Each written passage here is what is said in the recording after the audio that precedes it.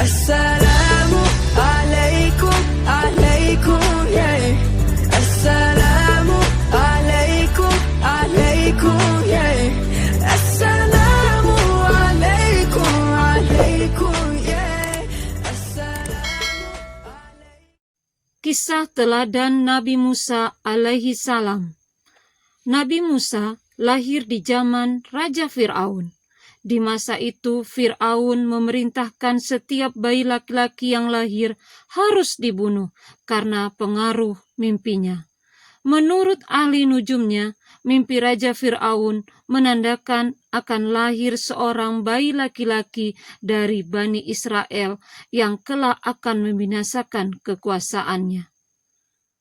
Allah Subhanahu wa Ta'ala melindungi Musa alaihissalam dengan menurunkan ilham kepada ibu Musa agar anaknya Musa dimasukkan ke dalam peti, kemudian dihanyutkan di dalam sungai Nil.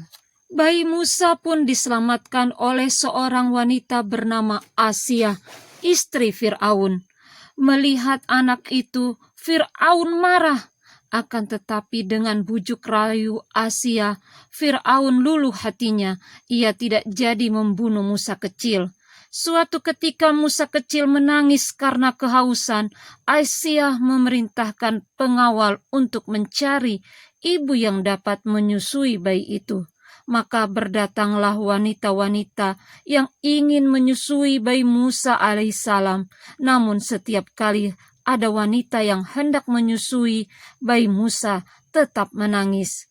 Hingga akhirnya datang seorang wanita yang bernama Yukabat. Wanita ini menggendong dan menyusuinya. Seketika itu juga Musa terdiam dan berhenti menangis sampai tertidur nyenyak. Selanjutnya Aisyah meminta agar Yukabat tinggal di lingkungan istana untuk mengasuh Musa kecil.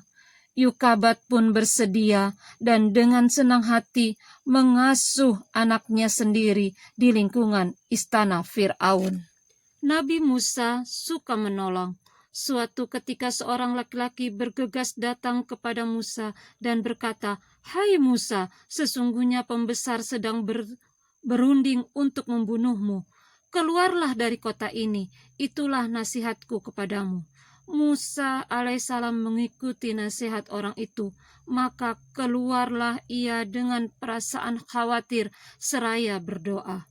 Doa Musa alaihissalam, "Ya Tuhanku yang maha kuasa, yang maha pengasih lagi maha penyayang, bebaskanlah aku dari cengkraman kaum Fir'aun yang aniaya." Sesampainya di negeri Madian, ia menjumpai sekumpulan orang yang sedang memberi minum kepada ternak mereka. Di antara mereka ada seorang gadis yang sedang menambatkan ternaknya. Musa menyapa, "Mengapa tidak ikut bersama mereka mengambil air?" "Kami tidak dapat mengambil air, kecuali sesudah orang-orang itu selesai mengambilnya," kata kedua gadis tersebut. "Bapak kami sudah tua, karena itu dia tidak sanggup datang kemari untuk mengambil air." Seketika itu juga Musa menolong kedua gadis itu untuk memberikan minum kepada ternak mereka.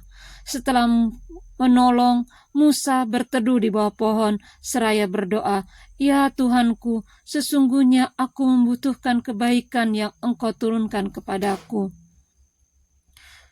Kedua gadis yang ditolong Musa pun pulang ke rumahnya dan mereka bercerita kepada ayahnya, "Ya ayahku, ambillah si Musa sebagai orang yang bisa bekerja kepada kita.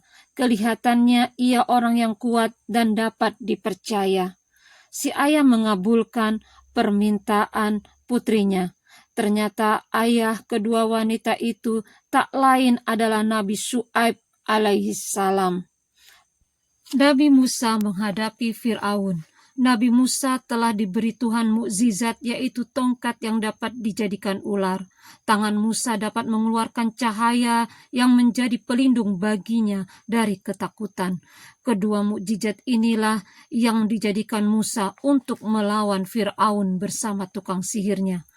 Kedatangan Nabi Musa di Mesir membuat Fir'aun marah dan menuduh Musa sebagai tukang sihir yang hendak mengusir Fir'aun dari negeri itu.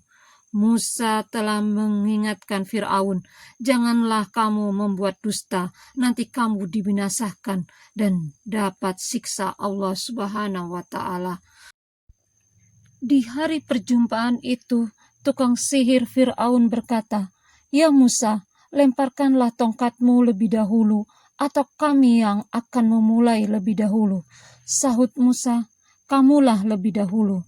Lalu tukang sihir Fir'aun melemparkan tali-tali dan tongkat-tongkatnya, yang kemudian berubah menjadi ular menjalar mengelilingi Nabi Musa.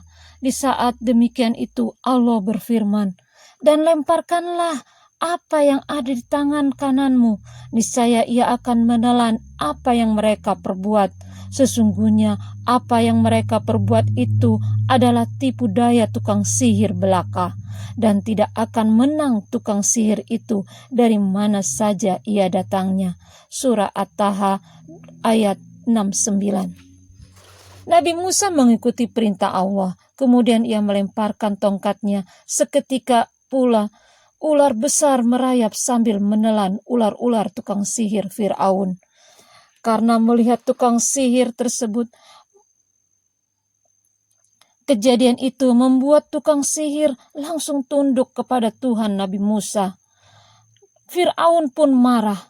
Dengan marahnya, ia membunuh semua tukang sihir dan menyiksanya orang-orang yang beriman sampai mati, termasuk istrinya Siti Aisyah. Melihat yang demikian itu, Nabi Musa dan orang-orang yang beriman mundur dan melarikan diri. Nabi Musa dan orang-orang yang beriman mundur dan melarikan diri dari kota Mesir. Fir'aun dan tentaranya terus mengejar Nabi Musa dan pengikutnya ke dekat Laut Merah. Nabi Musa dan pengikutnya kebingungan. Pada saat itu turunlah wahyu dari Allah yang memerintahkan agar Musa memukul tongkatnya ke permukaan Laut Merah. Tiba-tiba saja laut membelah menjadi dua bagian. Jalan yang panjang telah terbentang di hadapan mereka. Nabi Musa dan pengikutnya terus berlari mengikuti jalan yang panjang yang telah terbentang menuju ke seberang. Di kejauhan terlihat Fir'aun dan bala tentaranya terus saja mengejar Nabi Musa alaihissalam. Akhirnya Nabi Musa sampai di seberang dengan selamat, sementara Fir'aun dan tentaranya masih berada di pertengahan jalan. Di saat itulah Allah Subhanahu wa Ta'ala mengembalikan Laut Merah seperti semula. Fir'aun dan para bala tentaranya ditelan oleh air laut. Demikianlah pembalasan dari Allah Subhanahu wa Ta'ala terhadap orang-orang yang mendurhakakannya. Demikianlah anak-anak kisah tentang teladan Nabi Musa alaihissalam. Nabi Musa adalah seorang yang gemar menolong. Nabi Musa adalah pemuda yang pemberani dan cerdas dalam menghadapi lawannya. Wassalamualaikum warahmatullahi wabarakatuh.